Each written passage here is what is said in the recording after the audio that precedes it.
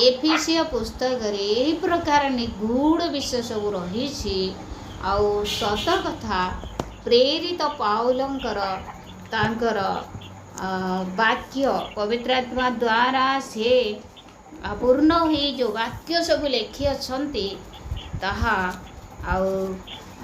गमन करवा से भीतर को गमेवा एत सहज साध्य नुहे। बहुत कठिन विषय सब गभीर अर्थपूर्ण विषय सब।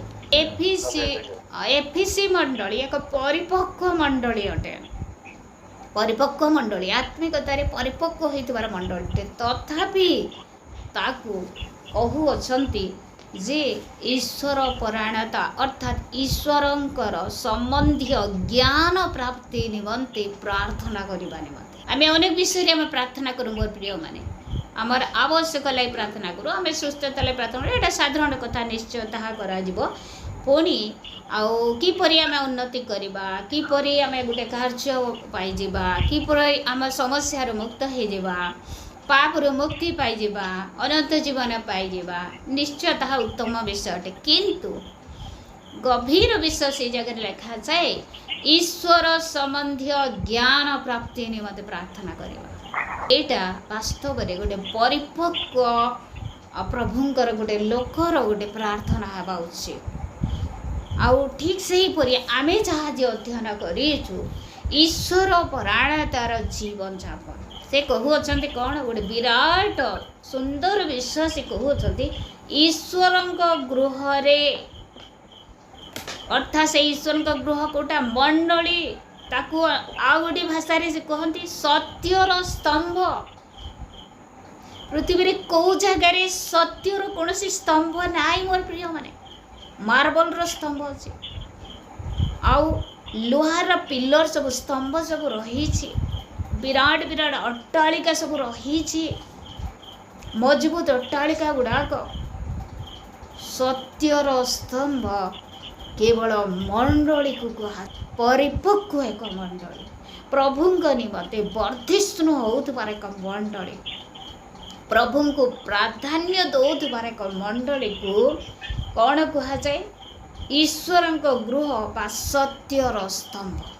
आमे एबे प्राय देखा जाऊने नहले आम समय आम जिते पुओ झी अवस्था युवा अवस्था थिलु सही समय देखा जाए जार घर को गले ख्रीस्टियान घरे ए गृहर कर्ता प्रभु जीशु ए गृहर कर्ता बोली लिखाई सामने नहले गोटे पेपर लिखाई झुला प्रभु जीशु होउछंती ए गृहर कर्ता यही प्रकार भाव में लिखा जाए।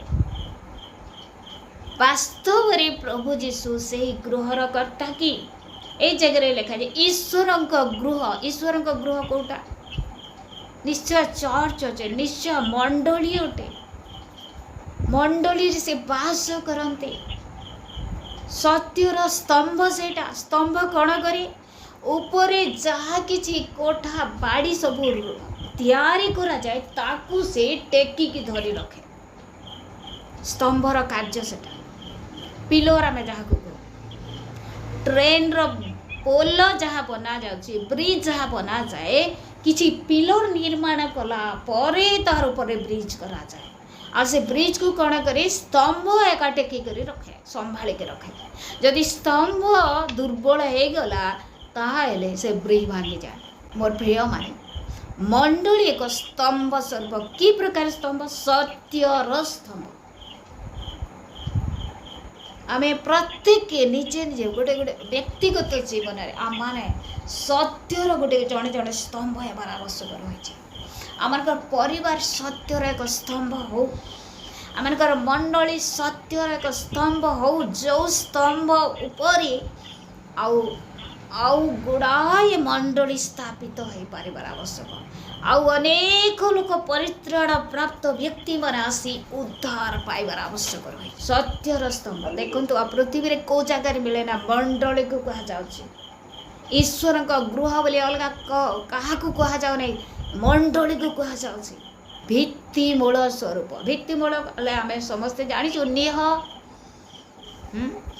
जो गृहर बेस बोली कहा जाए फाउंडेशन बोली कहा जाए प्रेज द लॉर्ड हालेलुया अर्थात गृह से फाउंडेशन उपरे बा निह उपरे निर्भर करे जदि निह आमे भल करी करिनु बा बाली उपरे करूछु बा साधा उपरे करि दैछु ताहा हेले से गृह कण हुए से गृह भुसुड़ी जाए अर्थात निह मजबूत हेबा कथा निह से सत्यर स्तंभ स्वरूप हेबा कथा निह पवित्रतार स्तंभ स्वरूप हेबा कथा निह धार्मिकतार स्तंभ स्वरूप हेबा कथा से निह आउ प्रेरित मानकर वाक्य उपरे स्थापित हेबा कथा निह विश्वासर स्तंभ हेबा कथा जद्वारा तार उपरे जेते मंडली तोड़ा जाए जेते आउ महला विशिष्ट गृह निर्माण करा जाए ताहा भांगिब नाही प्रेज लॉर्ड हालेलुया आमे जदि जणे जणे पिलर आमे रक्षा पाइबा संगे संगे अन्य को मध्य रक्षा करिवार कारण आमे हेबा आमे जदि जड़े जड़े फाउंडेशन स्वरूप उत्तम निह स्वरूप ताहले आमानकर उपरे तैयारी गृह सुंदर भाव सुरक्षित हो रहिबो झड़ आसिले बात्य आसिले मते से भुसुड़ी पर प्रिय माने ए जगह रे देखंतु प्रेरित पावल को होसंती आउ मंडली को ईश्वर गृह सत्यर स्तंभ भित्तिमूल स्वरूप जीवित ईश्वरंकर मंडली जीवित ईश्वरंकर मंडली जे भ्रांत शिक्षा भंड भाववादी प्रवेश करुँची आ प्रवेश करुँची सत मंडली रे किंतु किए बाधा दौची ताकू भंड भाववादी को बा भ्रांत शिक्षा को किए बाधा दौची मंडली बाधा दौची आई मंडली पृथ्वी रे थिबा जाए भ्रांत शिक्षा बा भंड भाववादी मंडली को विनष्ट करी पारिबो नाही हाँ निश्चय दुर्बल आत्मा रे दुर्बल हो जाइथिबा बा विश्वास रे टळमळ हो जाउथवा लोक मान को से प्रभुंक ठारू अलगा करि पारे किंतु मंडली को से संपूर्ण भांगी पारिबो नाही आ मंडली जेते दिन पृथ्वी रे थिबो सेते दिन भ्रांत शिक्षा को से कौन करिबो ताकू दूरेई देव तार विरुद्ध रे युद्ध कर से अटकाई रखुची मंडली को रक्षा करुची तार एफिसियो 1 पर्व 22 पदरे करियछंती सबु विषय पृथ्वी रे सबु विषय अधिकार ताकू देछंती से विषय मु काली पढुतिली मते बहुत बढ़िया लागुतला बहुत बढ़िया ए समस्त विषय आमे निहाती जानिबार आवश्यक रहिछि आमे बाइबल स्टडी निश्चय करू प्रत्येक व्यक्तिगत भाव में आ समस्त विषय को आमे प्राप्त हो आ एफिसियो 1 पर्व 22 पदर लिखा जाए आमे 20 पदर पढ़ले जानी परिबा अनेक विषय आधिपत्य कर्तापण शक्ति प्रभुत्व सब विषय को से कौन कले आउ से समस्त को उन्नत कले प्रभु जीशु को उन्नत कले परमेश्वर तापर 22 पद लिखा जाए आ समस्त विषय ताहांको पाद तले बसीभूत करी रखी ताहांको सर्व विषयर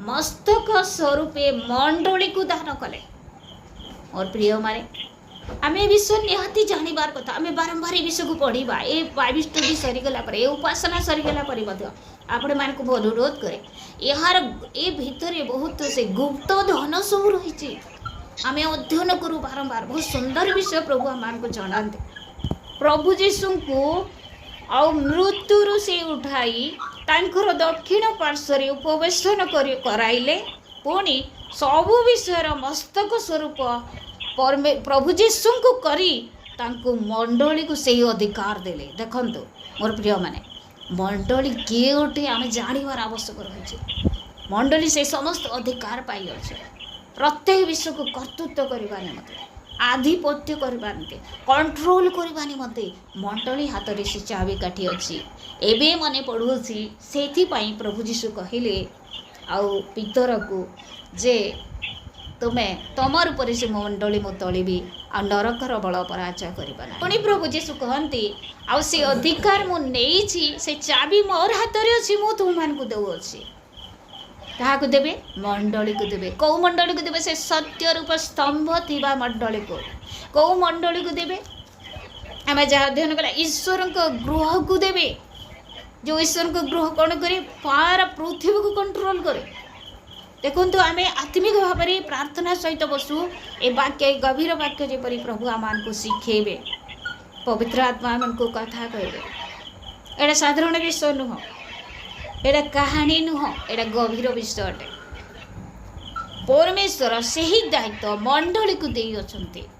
से मंडली किए ईश्वर का गृह बा सत्यर स्तंभ, अर्थात जो जगार मिथ्यार कौन स्थान ना पृथ्वी रे जदि कौन जगार मिथ्यार स्थान ना ताहा एक मंडली, एक सत्यकन्या आउ जीवित ईश्वरंकर मंडली। ताहा जीवित ईश्वर मृत ईश्वर नुहंती, जीवित ईश्वरंकर मंडली।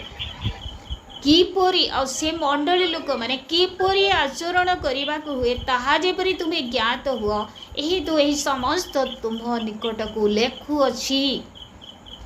से माने कहउछंती जीवित ईश्वरकर मंडली रे थिबा लोक माने पुणी सत्यर स्तंभ, पुणी ईश्वरଙ୍କ गृहरे वास करथुवा लोक माने किपरि आचरण करिवे सेही विषय जगार लेखा जाछि।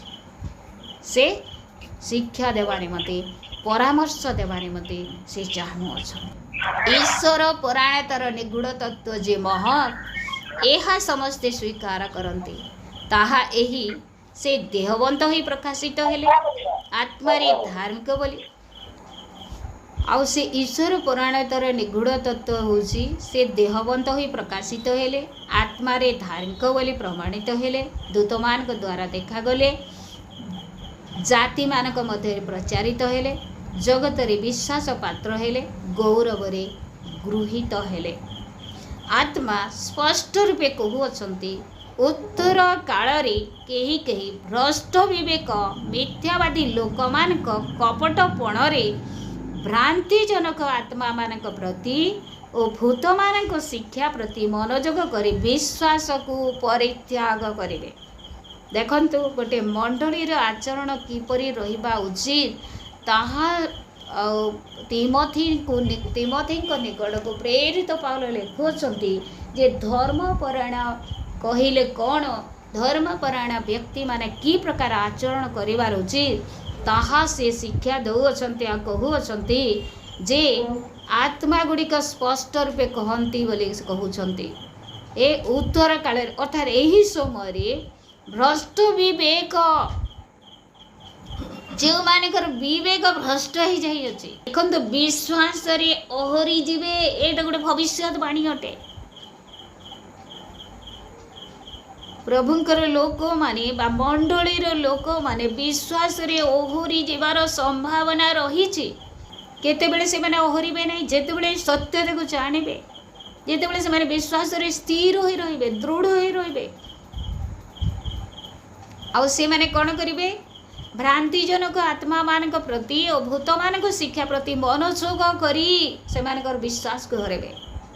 आमे की प्रकार जानिबा प्रश्न उठे आमे की प्रकार जानिबा जे से माने भ्रांतिजनक आत्मा सब पाई अछंती और भूत मानक शिक्षा दउ अछंती बोली की प्रकार जानिबा। आमे जदि ये सत्य वाक्य को जानिथिबा ताहेले जानिबा। आमे जदि पवित्र आत्मा द्वारा परिचालित होतबा ताहेले जानिबा नहेले जानि पारिबानी। भूत मानक शिक्षा अर्थात कहानी मनगढ़ा कहानी सब अंधकार विश्व सब आलोचना करवा से समस्त विषय यूट्यूब रे आउ को जगार लोक मैंने कौन करती शुणती अनेक समय कौन हुए भूतर फिल्म देखती और पिला माने राति डरवे तार अर्थ कौन से मध्यम शैतान कार्य करे से ही माध्यम शैतान से दिमाग रे विवेक लिखा जाए यहाँ भ्रष्ट विवेक बोली लिखा जाए से विवेक को आघात करे। आम साधारण बोली भावुँ यहाँ देखीदे हाँ ठीक अच्छे यहाँ कहीदे यहाँ गाई दे ठीक अच्छे गाई देवार कौन अच्छे बोली किंतु कौन करे से माध्यम शैतान प्रवेश करे आउ भ्रष्ट कर दिए विवेक को। मोर प्रिय माने विवेक मध्य गोटे दिन विचार सम्मुख रे ठिया हेब आउ से मध्य विचारित हो आम समस्ते जानिछु। भ्रांतिजनक आत्मा मान प्रति और भूत मान शिक्षा प्रति आम दूरे रहिबा और जदि आम दूरे रहिबा नहीं ताहेले विश्वास को परित्याग करिवार संभावना रही बा प्रभुंक ठारू ओहुरी जीवार संभावना रही। ସେହି ମିଥ୍ୟାବାଦୀମାନେ ବିବାହ ନିଷେଧ କରନ୍ତି, ପୁଣି ବିବିଧ ଖାଦ୍ୟ ପଦାର୍ଥକୁ ପୃଥକ ରହିବା ନିମନ୍ତେ ଶିକ୍ଷା ଦିଅନ୍ତି। ବିଶ୍ୱାସୀ ଓ ସତ୍ୟ ଜାଣିଥିବା ଲୋକମାନଙ୍କ ଦ୍ୱାରା ଧନ୍ୟବାଦ ସହ ଭୋଜନ କରାଯିବା ନିମନ୍ତେ ଈଶ୍ୱର ଏସବୁ ତ ସୃଷ୍ଟି କରିଅଛନ୍ତି, କାରଣ ଈଶ୍ୱରଙ୍କ ସମସ୍ତ ସୃଷ୍ଟ ବସ୍ତୁ ଉତ୍ତମ। ପୁଣି ଧନ୍ୟବାଦ ସହ ଗ୍ରହଣ କଲେ କୌଣସି ବିଷୟ ଅଗ୍ରାହ୍ୟ ନୁହେଁ। ଏଇଟା ଅନେକ ଏ ବାକ୍ୟର ଅର୍ଥ ସବୁ ରହିଛି। ଆମେ ହୁଏତ ବିପରୀତ ଅର୍ଥ ମଧ୍ୟ ଆମମାନଙ୍କ ନିକଟକୁ ପ୍ରଶ୍ନ ଆସିପାରେ। ଆମେ ତାହା ସେ ପ୍ରକାର ଚିନ୍ତା କରିବା ନାହିଁ। ଯାହା ଆମେ ଖାଇଲେ, ଆମେ ଯଦି କୌଣସି ବିଷୟ ବଜାରରୁ କିଣୁଛୁ ଆଉ ପ୍ରାର୍ଥନା କରି ଖାଉଛୁ ତ ସେ ସମସ୍ତ ବିଷୟ ଶୁଚି, କିନ୍ତୁ କୌଣସି ବିଷୟ ଯଦି ଦେବ ପୂଜା ସମ୍ମୁଖରେ ତାକୁ ଉତ୍ସର୍ଗ କରାଯାଉଛି ଆଉ ତାକୁ ଯଦି ଆମେ ଖାଉଛୁ ତାହା ନିଶ୍ଚୟ ଅଶୁଚି ଅଟେ। କ'ଣ ପାଇଁ? ଯେହେତୁ ଆମଙ୍କର ବିବେକ ବାଧା ଦେବ ତାହା। ଆଉ ଆମେ ପ୍ରଭୁଙ୍କର ମେଜ ଆଉ ଶୈତାନର ମେଜର ନିକଟବର୍ତ୍ତୀ ହୋଇପାରିବା। କିନ୍ତୁ ଏ ଜାଗାରେ ସାଧାରଣ ଭାବରେ ଲେଖାଯାଏ ଯେ ବିଶ୍ୱାସୀ ଓ ସତ୍ୟ ଜାଣିଥିବା ଲୋକମାନଙ୍କ ଦ୍ୱାରା ଧନ୍ୟବାଦ ସହ ଯେକୌଣସି ବିଷୟ ଆମେ ଭୋଜନ କରିବା ତାହା ମାନଙ୍କ ପକ୍ଷରେ ଉତ୍ତମ ବୋଲି ଲେଖାଯାଏ। ପ୍ରେଜ୍ ଦ ଲର୍ଡ।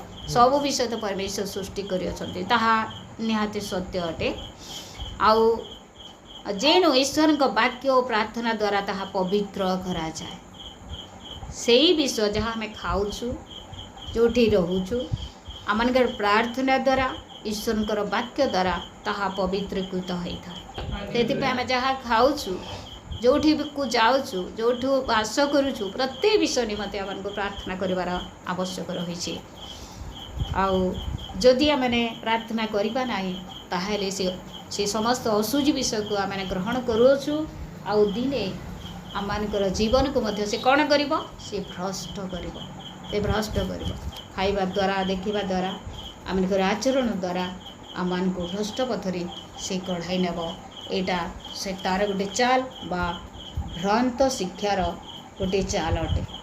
ଭ୍ରଷ୍ଟ ମତିରେ ଲୋକମାନଙ୍କର ବିବେକକୁ ସେ କ'ଣ କରିବ? ଆଉ ମିଥ୍ୟା କଥା କହି, ଆଉ ଅନେକ ସମୟରେ ମିଥ୍ୟା କଥା ସବୁ ଲୋକମାନେ କହିଦେବେ। ଆଜି କାଣା ଖାଇଲ ବୋଲି ଯେନ୍ଟା ନାଇଁ ଖାଇଥିଲେ ବି ଏଇଟା କହିଦେବେ। କାଣା ଘିନଲ ବୋଲି ଯେନ୍ଟା ନାଇଁ ଘିନିଥିଲେ ବି ଏଇଟା କହିଦେବେ। ଅତି ସହଜରେ ଠକିଦେବେ ସେଟା। ଆଉ ମଜା କରୁଥିଲି ବୋଲି କହିଦେବେ। କିନ୍ତୁ ଏ ଜାଗାରେ ମିଥ୍ୟାବାଦୀ ଲୋକମାନଙ୍କର କପଟପଣରେ ଭ୍ରାନ୍ତିଜନକ ଆତ୍ମାମାନେ ପଶି ଆସନ୍ତି ବୋଲି ଲେଖାଯାଏ। ସେଇଥିପାଇଁ ଆମେ ସତର୍କ ହେବା। ଯଦି ଆମମାନଙ୍କ ଜୀବନରେ ସେ ପ୍ରକାର ଭୁଲ ଅଛି, ଆମେ ସଂଶୋଧିତ ହେବା ଆଉ ସେ ସମସ୍ତ ବିଷୟ ତ୍ୟାଗ କରିବା। ଆମେ ଯେହେତୁ ସତ୍ୟର ପିଲରଠୁ, ସତ୍ୟର ଗୋଟେ ସ୍ତମ୍ଭ ଅଟୁ, ଆମେ ଈଶ୍ୱରଙ୍କର ଗୃହ ଅଟୁ। ଆଉ ଈଶ୍ୱରଙ୍କର ଗୃହ କହିଲେ କ'ଣ? ଯେଉଁ ଗୃହରେ ପ୍ରଭୁ ବାସ କରନ୍ତି ସେଇ ଗୃହ ଅଟୁ। ଆଉ ଆମମାନଙ୍କର ଜୀବନ ପବିତ୍ରତାରେ ପରିପୂର୍ଣ୍ଣ ହେଉ, ଈଶ୍ୱର ପରାୟଣ ଜୀବନଯାପନ କରୁ, ଆଉ ପରମେଶ୍ୱରଙ୍କୁ ଗୌରବାନ୍ୱିତ କରୁ, ଆଉ ତାଙ୍କର ନିଗୁଢ଼ ତତ୍ତ୍ୱ ଜାଣିବା ନିମନ୍ତେ ଆମ ପରମେଶ୍ୱରଙ୍କ ନିକଟରେ ପ୍ରାର୍ଥନା କରୁ।